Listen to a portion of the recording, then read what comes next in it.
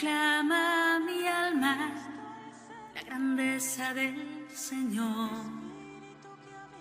Se alegra mi espíritu en Dios mi Salvador, porque ha mirado la humillación de su sierva, porque ha mirado mi pequeñez. Desde ahora me felicitarán todas las generaciones, porque el poderoso ha obrado y hace maravillas en nosotros. Grande es su amor para todos, grande es su amor y por siempre, grande es su amor.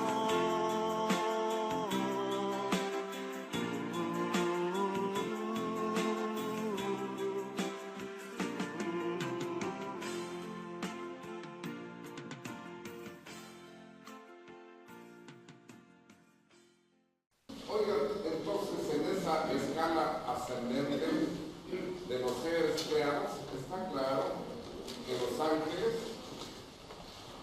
por esas perfecciones gratuitas en que fueron creados, igual que el hombre, las perfecciones en que fue creado, el hombre está encima de los demás seres creados. El ángel muy por encima de todos los demás. Y arriba está el Señor, está Dios. Ahora quiero preguntarles, ¿cuál será la diferencia entre Dios y estos ángeles?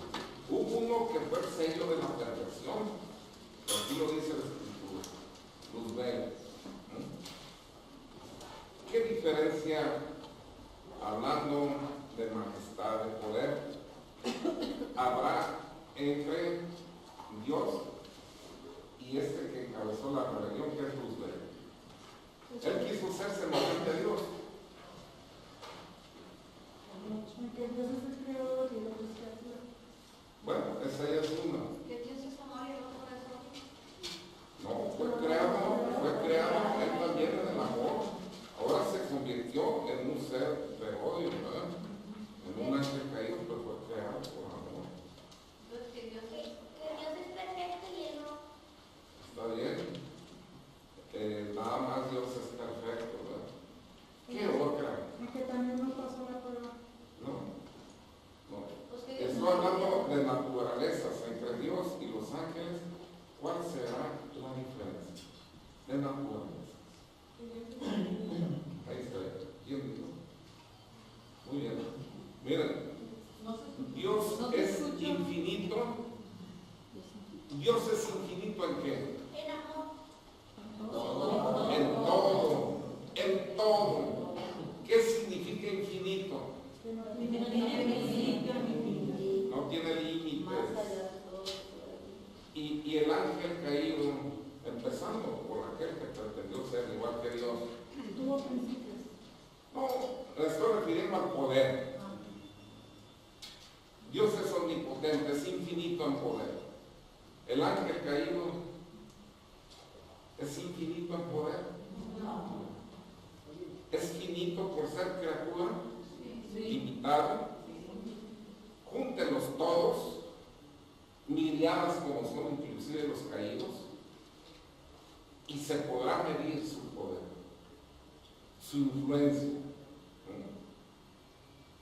Siguen siendo mensurables, siguen siendo finitos.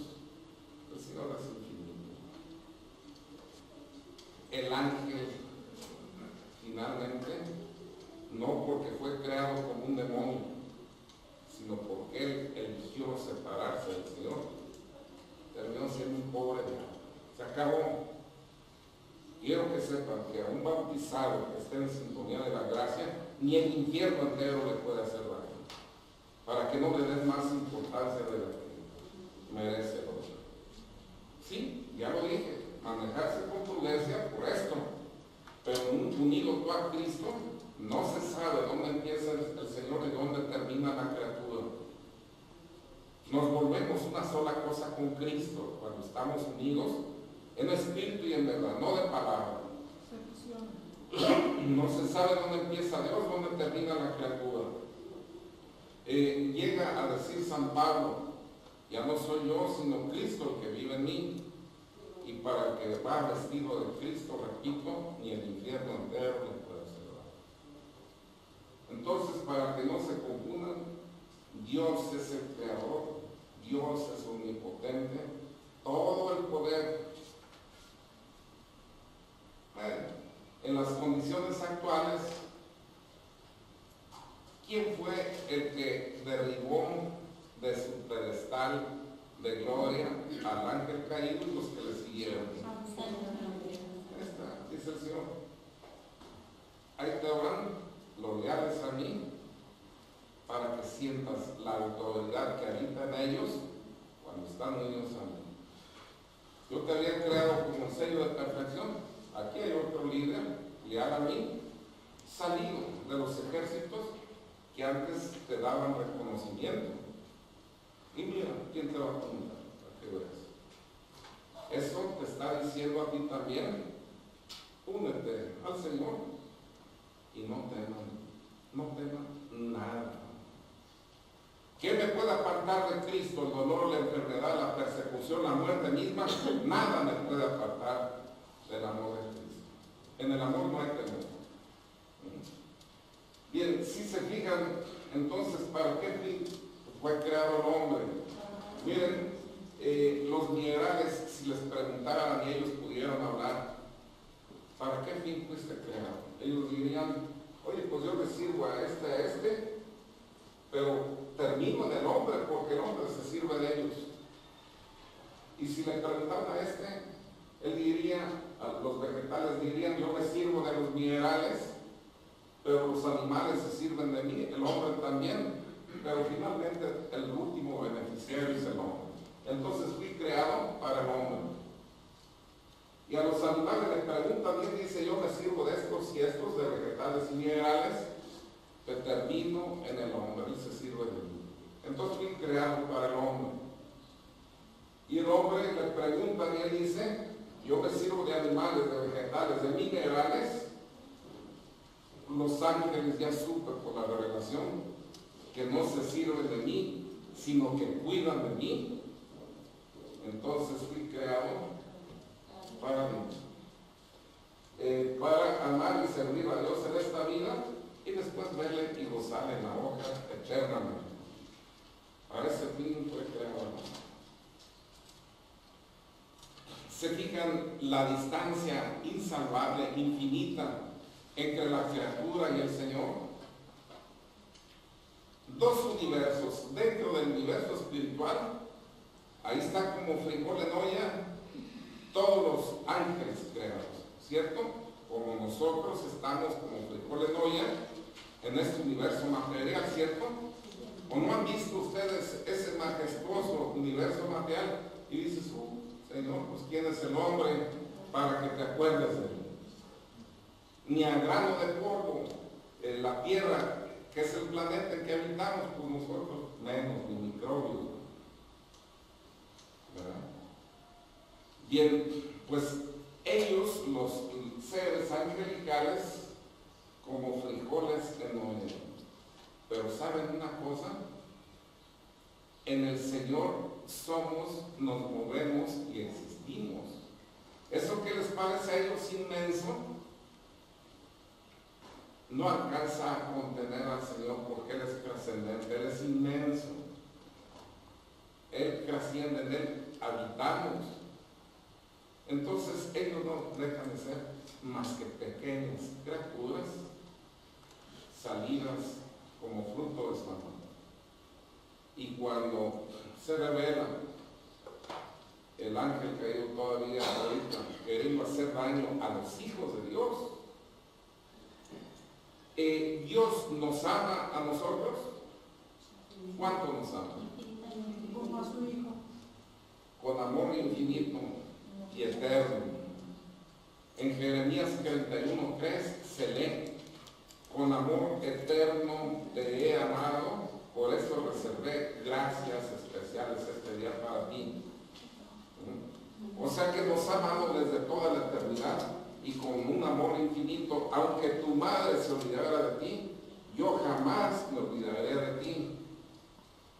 Entonces, si te ama con un amor infinito y eterno, Él permitirá que otro hijo malcriado, revestido de más poder, te haga daño.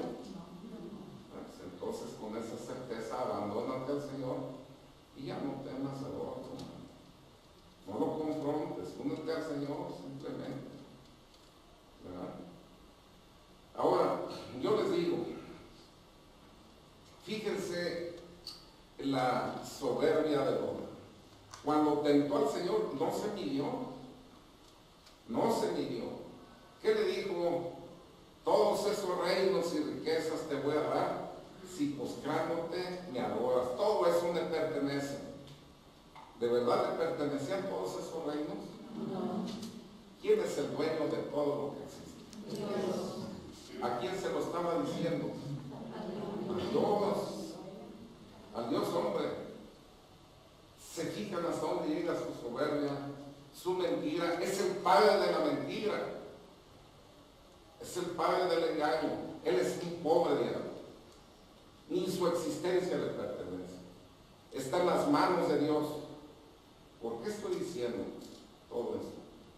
Para que ubiquen al Señor, ¿verdad? Ubiquen a la criatura, se ubiquen ustedes. Eso no los aliente a confrontarse cara a cara, cuerpo a cuerpo con el otro. No. Luego vamos a ver la forma de hacerlo en su momento, ¿verdad? Pero quiero decir que cuando ustedes están unidos al Señor, ahí no teman. La providencia de Dios cuida de sus hijos. Ustedes llevan el sello de la Santísima Trinidad, ¿verdad? Ese sello habla de pertenencia desde el día de su bautismo. Entonces, para que no anden buscando soluciones donde no se deben, porque eso sí ofende grandemente al Señor. Bien, se hace por ignorancia, sí, pero hay una ignorancia culpable, porque se saben un montón de ciencias y conocimientos humanos y la palabra de Dios ahí está abandonada, ¿verdad? Bien, pues esto ya entonces queda claro, ¿verdad? En ese contexto, de dónde andan ellos, de dónde andamos nosotros. Vamos a ver la gráfica de abajo. Esto es importante, esto que vamos a ver. Sabemos nosotros que a Dios lo conocemos por la revelación y sabemos que es uno y trino en personas, ¿verdad? Y sabemos de su poder, de su amor, de su providencia, de su generosidad, de todas las perfecciones que hay en Internet, porque la Escritura nos lo va diciendo. Pero yo les digo, nada más con la revelación podemos conocer de Él, o con el esfuerzo humano, con inteligencia racional, podemos también llegar a conocer su existencia. ¿Sí? Santo Tomás de Aquino dejó 5 argumentos filosóficos, ¿verdad? En donde por medio del esfuerzo de la razón llega al conocimiento de Dios. Son conocidas como las 5 vías de Santo Tomás y tienen como fundamento el principio de la causalidad. Todo en el universo exige una causa. El universo mismo es un efecto, entonces requiere de una causa, ¿verdad? Nada ocurre al acaso, a la casualidad. Todo exige una causa que genere ese efecto. En ingeniería física se dice a toda acción corresponde una reacción, ¿verdad? Todo efecto exige una causa. Y dice Santo Tomás, de aquí tratando de demostrar la existencia de Dios a través de la observación de los seres creados.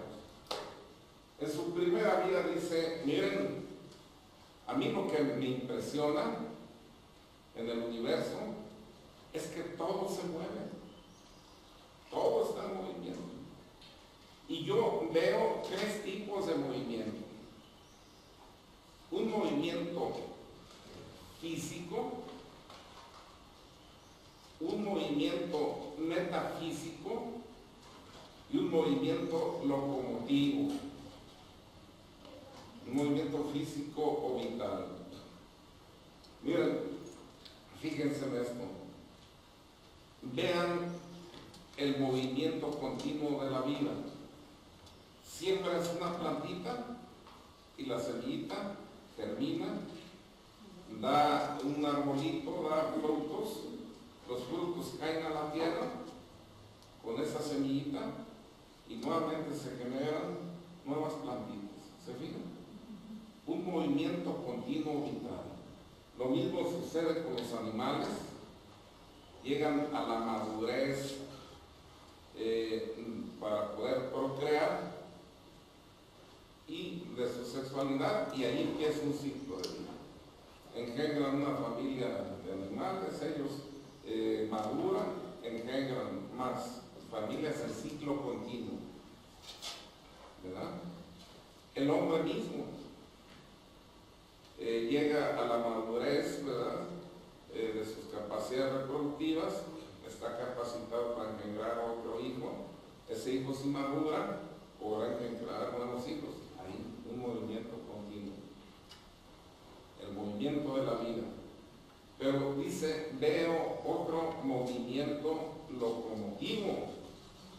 Este movimiento, si se fijan, se da en el macro y en el microcosmos, que los planetas no están orbitando alrededor del Sol y que los satélites no giran alrededor de los planetas y que los sistemas solares no giran alrededor del centro gravitacional de una galaxia y que la galaxia no gira alrededor del centro gravitacional del universo. Bueno, pues entonces todo en movimiento. Oye, y en el microcosmos, el átomo no tiene girando alrededor de él. Pues ahí tiene el núcleo, ¿verdad? Tiene electrones, tiene protones, partículas subatómicas, taquiones, mesones, etcétera, ¿verdad? Giran todo en movimiento. Y él dice, oye, pero espérate, siempre hay un motor responsable, un primer motor para que los demás se muevan. Por ejemplo, si yo tengo un motor y aquí le pongo una polea y en la polea una banda y pongo una segunda polea, cuando este se mueve, la segunda polea se mueve. Si este no se mueve, esta tampoco. Esta es un motor potencial, porque si pongo la tercera polea, cuando este se mueve, la primera se mueve y la segunda se mueve. Pero ¿quién mueve a la segunda? ¿No es la primera polea? Sí. Y así, si le sigo poniendo poleas, van a ver cómo unas son responsables del movimiento de otras. Bueno, entonces se fijan que hay un primer motor responsable. Los demás se constituyen en motores potenciales para impulsar a otras poleas, pero a medida que el primer motor se mueva. Si le dijeran a la segunda polea, oye, ¿quién te mueve? ¿Quién es el motor que te mueve? La primera polea, diría él. Y un tercero diría, no, quien te está moviendo es el primer motor. Porque si él no se moviera, tú no te moverías. Pues dice Santo Tomás de Aquino, a él no le gusta polemizar. Dice, mira, para mí ese primer motor que imprime movimiento a los demás es Dios. Y tú llámale como quieras. Él no quiere discutir. San Agustín es más radical. Él da sus argumentos y él dice, para el que quiera creer tengo 1000 razones. Para el que no quiera creer no tengo ninguna. O sea, no me quiten mi tiempo. Por educación lo estoy. Hay otro tercer movimiento, metafísico. Es espiritual. Sí, no. Ese es mi desayuno. Hay otro movimiento, es metafísico, es espiritual. No es cierto que siempre nosotros interiormente estamos aspirando a alcanzar metas más elevadas. Lama Guevara quedó en segundo lugar, quiere llegar al primero. Si llega al primero, pues va a querer mantenerla ahí y va a querer romper su propia marca, y ahí va. El hombre, dice Santo Tomás de Aquino, tiene dentro de sí mismo la realidad de que ha salido de un ser que es perfecto. En él no habita la perfección, pero la busca. ¿Y cuándo va a alcanzar la perfección del hombre? Entonces va a estar siempre en movimiento. Nadie se va a saciar. Hablan de riqueza. Los ricos ya se saciaron y dijeron, ya aquí me planto, ya tengo. No, ahí siguen.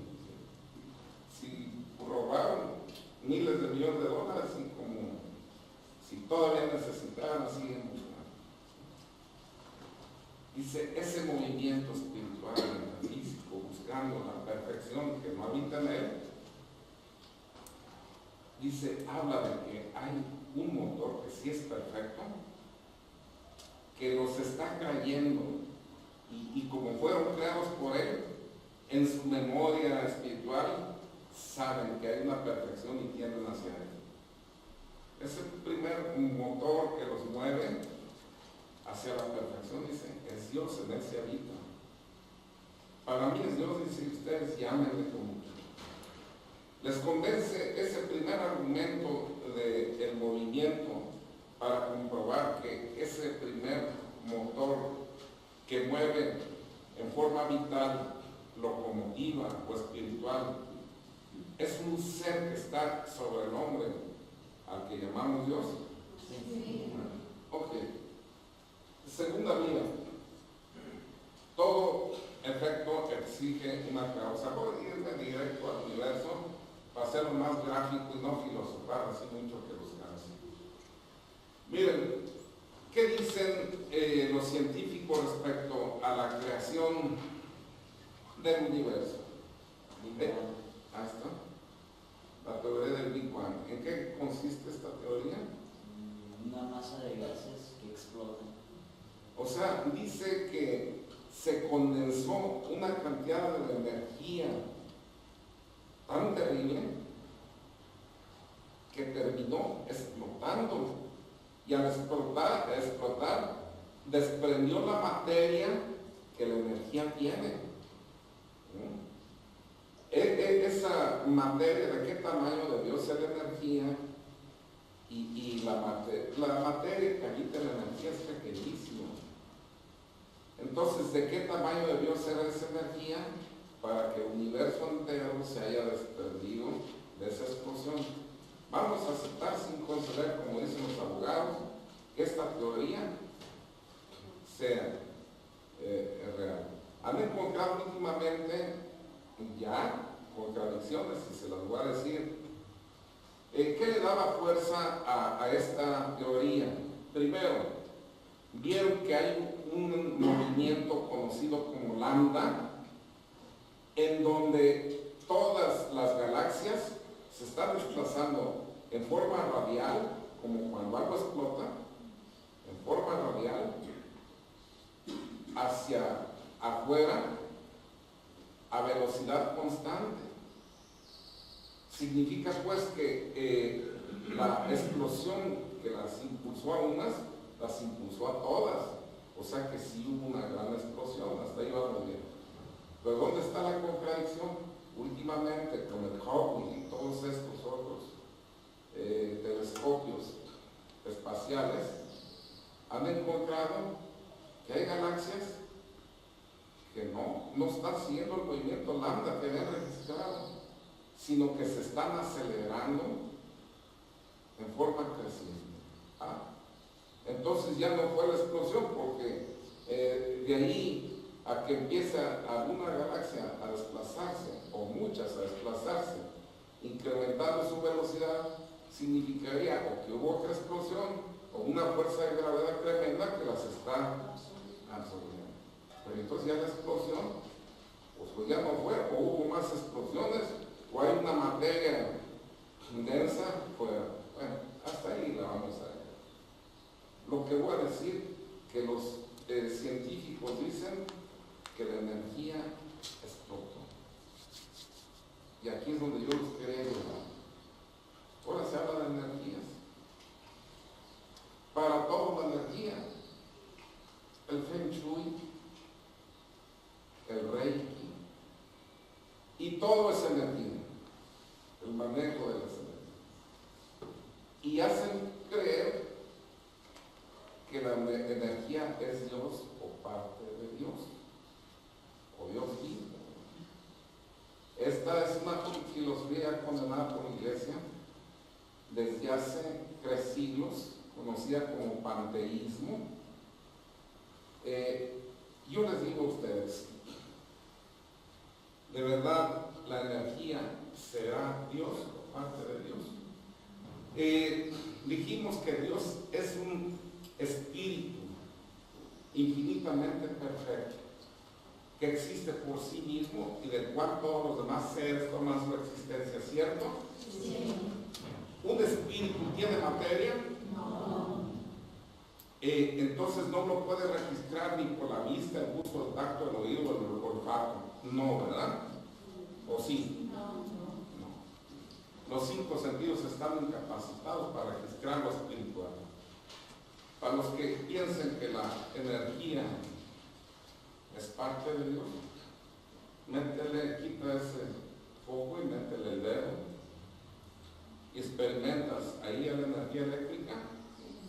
Ponte en el rayo del sol una tarde con buen sol para que experimentes la calorífica.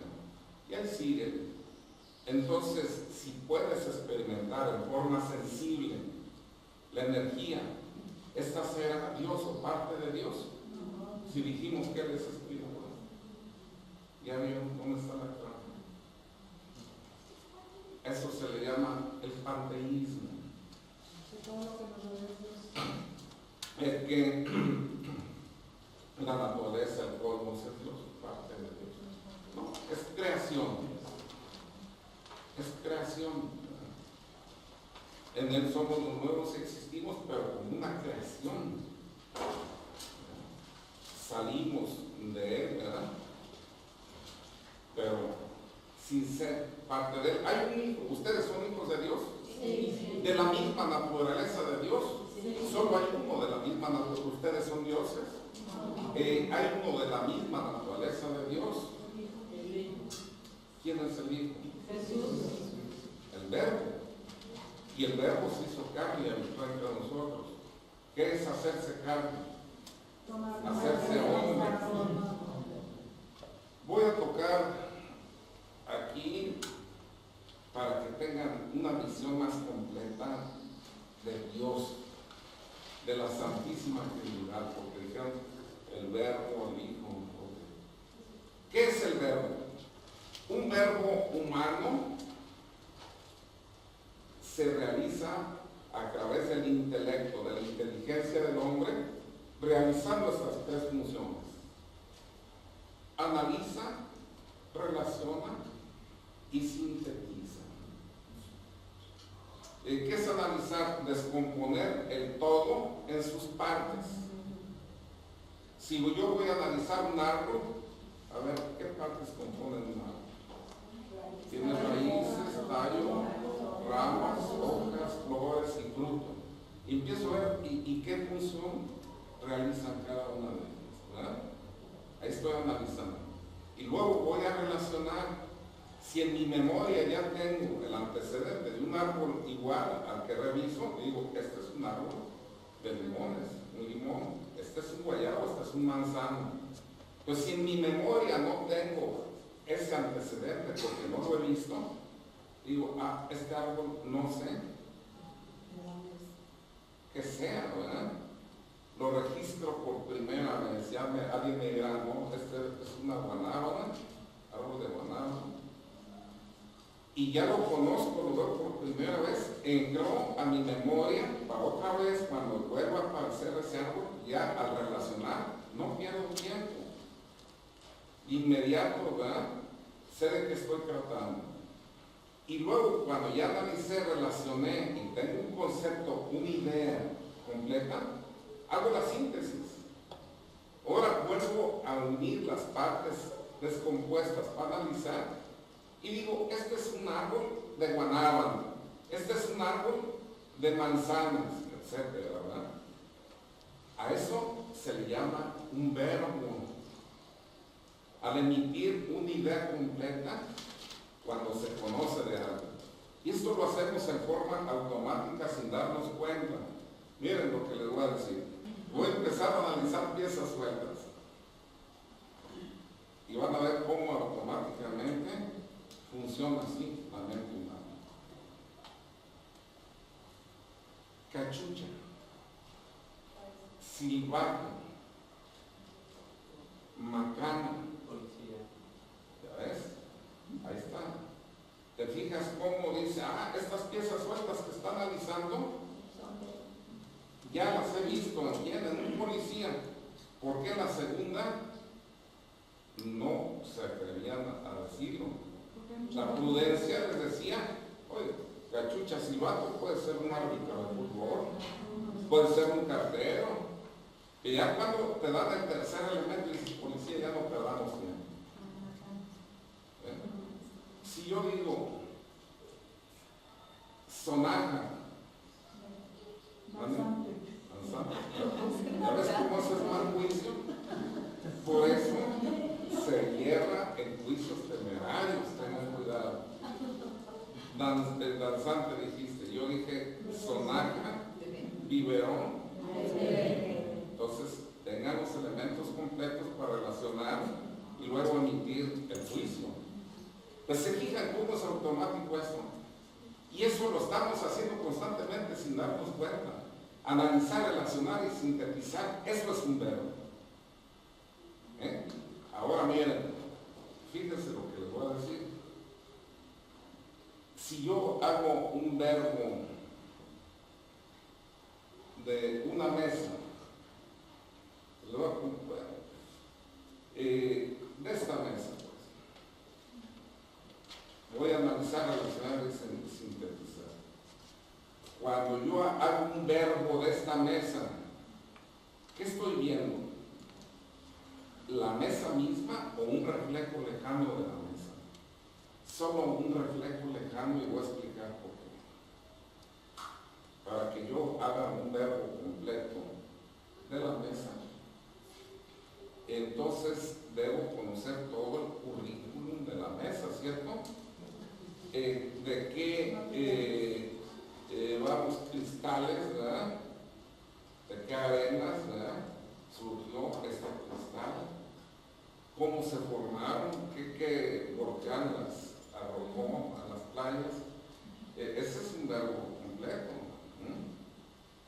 Voy a analizar todo lo que significa la mesa, quién recogió esas arenas, quién las clasificó, quién las convirtió en cristal, quién se va a sentar a esta mesa, cuántos átomos me llevo cuando la tallo, al final en qué va a terminar este cristal. Eso sería un verbo completo, ¿cierto? ¿Creen que cuál es su peso específico, cuántos átomos tiene? exactos, no más o menos. ¿Habrá alguien que pueda hacer un verbo exacto de esta mesa? Entre las criaturas, entre los hombres. ¿Habrá sí quien pueda hacerlo? Sí. ¿Quién? Los científicos. No, los científicos.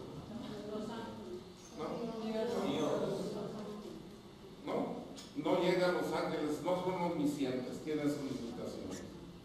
Como está la libertad del hombre, a lo mejor yo si quiero, me siento y la agarro, a lo mejor no la agarro. Y el ángel no puede ver todo eso. No es omnisciente. Tiene sus limitaciones. Es más, nosotros por fe conocemos más que los ángeles. Tú crees en Dios, haces bien, porque también Satanás cree en Dios y tiembla. Tú sí puedes dialogar con Dios. Tú sí puedes creer en Dios. Tienes la fe, la esperanza y la caridad, que son virtudes teologales que te permiten poseer a Dios. Para eso te fueron dadas. Son hermosísimas. Ya dijimos, por medio de la fe, todos podemos dialogar con Dios sintiéndolo. Y sientes que te acaricia y que te consuela. ¿Cierto?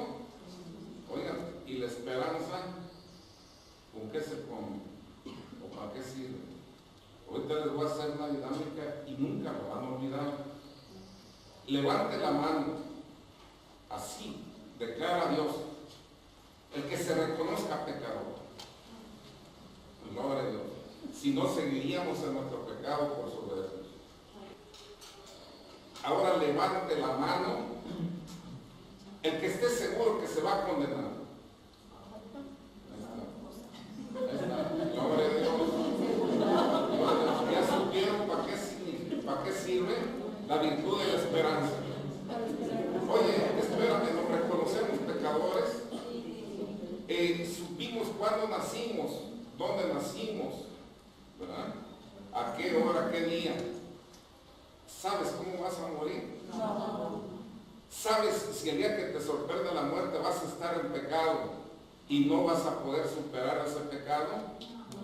Pero Dios te puso una virtud, un regalazo para que tu salvación no te preocupe.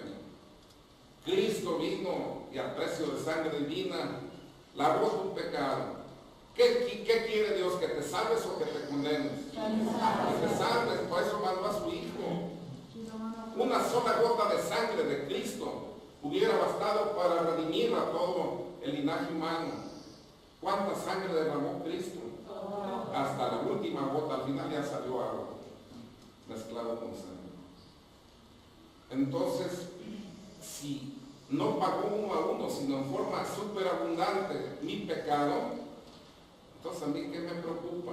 Dice Santo Tomás de Aquino, oye, si viene un ángel y te dice, tú te vas a condenar, dile, no te creo, eres un mentiroso, porque el Señor puso en mi corazón una virtud que se llama la esperanza, que me dice que yo me he de salvar a pesar de que al cielo van los virtuosos, no los pecadores, y yo me reconozco pecador, pero a pesar de eso estoy cierto de mi salvación. ¿No es verdad que estaban ciertos de salvarse? Aquí nadie aceptó condenarse, gloria a Dios. ¿Ya vieron para qué sirve la virtud de la esperanza? Bien, estábamos con el verbo, vamos a volver al verbo. Dijimos entonces, ¿habrá quien pueda hacer un verbo perfecto de la mesa? Ella decía que un ángel, ya viste que no. Tiene su limitación, sí. Dios sí. Conoce por su peso, por su equivalencia hasta el último de los átomos que esté ahí. Conoce en tiempo presente todo lo que ocurra a esta mesa, ¿cierto? Sí. Ahora sí ya están listos para esto que les voy a decir. Oye, y cuando el Padre hizo un verbo de sí mismo, revisando, analizando, sintetizando, emitiendo un juicio de su propia naturaleza, ¿Qué es lo que aparecía? Él mismo, sin que faltara nada, o un reflejo lejano. ¿Ya vieron entonces? Jesús es el engendrado del Padre, no creado. Crear es sacar de la nada. Engendrar es dar la propia sustancia. Lo engendraba por vía de entendimiento al hacer un verbo de sí mismo el Padre. ¿Sí entienden eso? ¿Ya entienden por qué le dijo Felipe? Pues siempre hablas del Padre, preséntanos al Padre y eso nos basta. ¿Y qué le dijo? Felipe, tanto tiempo que he estado en medio de ustedes y no me has conocido. Quien ve a mí, ha visto a mi Padre, porque yo habito en mi Padre y mi Padre habita en mí. Jesús es el verbo del Padre. ¿Cómo se entendieron? Todo lo que existe en el Padre lo tiene el Hijo, porque Dios sí puede ser un verbo perfecto sin que falte nada de todo y aún de sí mismo. Y lo que engendra en el entendimiento no es una imagen lejana de Él, sino Él mismo. Y cuando el Padre ve al Hijo y el Hijo ve al Padre que lo engendra, se aman. Y en esa expiración de amor, de ahí viene Espíritu Santo, surge consustancial también el vínculo de amor del Padre y el Hijo, que es el Espíritu Santo. Ahora, ¿quién fue primero? ¿El Padre o el Hijo o el Espíritu Santo? Miren, ahí está. Siempre tendemos nosotros a representar de forma antropomórfica, humana, las cosas divinas. O sea que nosotros sabemos que un padre es primero que el hijo, porque hasta que maduran sus capacidades reproductivas lo podrá engendrar. No, Dios engendra al verbo, que es su hijo, eternamente. El Padre no tuvo ningún principio. El Hijo no tuvo ningún principio porque es engendrado eternamente por el Padre. Y el Espíritu Santo no tuvo un principio porque es la unión entre el Padre y el Verbo, pero es eterno. Esto sobrepasa más allá de la inteligencia humana, pero podemos entender al menos cómo se dan estas cosas. Benjamín, pero ¿cómo está pues que la Virgen procreó la ¿Quién? María, la Virgen María tuvo al hijo cero? Si tuvo principio Jesús. No. Eso es pensando como hombre. Todos los actos de Dios son eternos, es eterno presente. En Él no hay tiempo. El tiempo es nuestro. Dios es eterno presente. Es de los misterios. ¿Qué es un misterio? Algo que trasciende más allá de la inteligencia.